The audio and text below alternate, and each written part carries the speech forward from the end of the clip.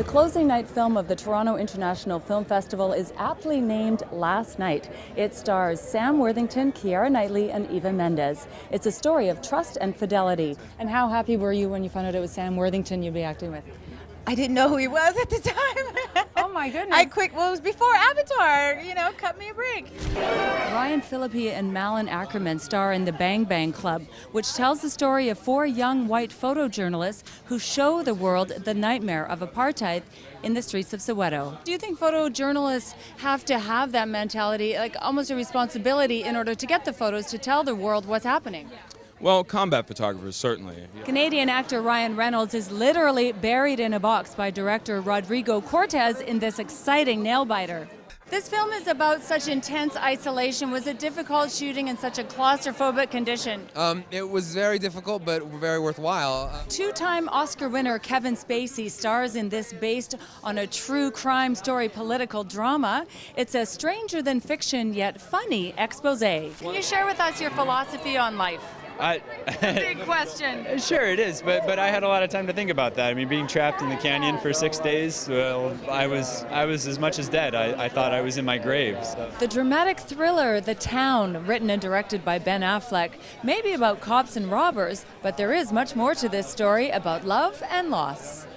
Do you think there's more responsibility when you're writing the screenplay and directing a film that came from a novel that somebody else wrote? Do you feel any pressure doing that? Well, on the one hand, naturally you have someone else's work that you want to be mindful of, but by the same token, somebody once told me, and I think it's true, you're not going to change the book. It's been said that this film reaffirms Ben as one of the most promising directors around today. What do you think? I would agree with that statement. I think Ben is a phenomenally gifted filmmaker. I have to say, those masks freak me out. Thank you very much. Yeah, I mean, don't thank me. They're pretty cool. It was sort of based on how the real robbers that we studied would disguise themselves. But yeah, it's scary. The Toronto International Film Festival continues to roll out the red carpet right here at the Visa Screening Room. I'm Joan Kelley for Red Carpet Diary. Jennifer Connelly opened TIFF last year. She's back this year playing a creative and mentally ill mother. Your character, Virginia, grows up in a small town. She's certainly not without her challenges, but she seems to get by on her beauty, her grace, and her optimism. Do you think those are characters that can get a woman through any situation? I'm not sure I agree with that. I mean, I think that I certainly think she's really optimistic.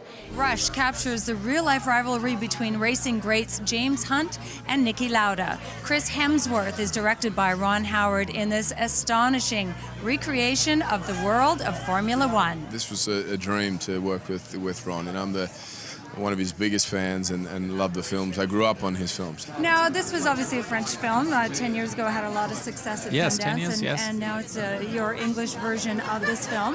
Now, the fact that you changed it from small-town Quebec to small-town Newfoundland, did that change the story at For all? sure. I mean, it didn't change this. The story is fairly faithful, but the tone is really different. Kill Your Darlings is advice given to writers about their words and characters. And now it's a film starring Daniel Radcliffe, who plays Beat Generation poet Allen Ginsberg, set in 1950s New York.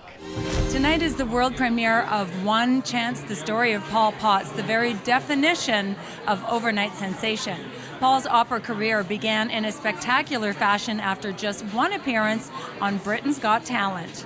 The Invention of Lying is the premiere here at the Visa Screening Room. It makes us wonder if the world really would be a better place if no one told even a little white lie. It stars Jennifer Garner and Rob Lowe. And I heard the first opening scene with you in it will make the audience gasp. Is that true? I don't know. I haven't seen it. I'll let you know. I'm here at the Ryerson Theatre, red carpet for Whip It. This is Drew Barrymore's directorial debut. Yeah, I'll be surprised if I don't cry tonight. I'm here on the red carpet of the Visa Screening Room for the world premiere of Ondine, written, produced, and directed by Neil Jordan and starring Colin Farrell. From a broken marriage, the film opens up, he's trawling the sea, and he pulls up his net, and there's a woman in his net. The feature documentary, The White Stripes Under the Great White Northern Lights, is tonight's world premiere. It's directed by Emmett Malloy, who's famous for countless rock videos. This film follows the inner circle of rockers Jack White and Meg White on their cross-Canada tour. I'm here at Roy Thompson Hall for a star-studded world premiere of a film called Get Low, starring Sissy Spacek, Robert Duvall, and Bill Murray. Yeah, it's not a very smart thing to do, to see the movie with a bunch of other people. You're supposed to see it privately, with medication. From the Toronto International Film Festival at the world premiere of Road Movie, I'm Joan Kelley for Red Carpet Diary.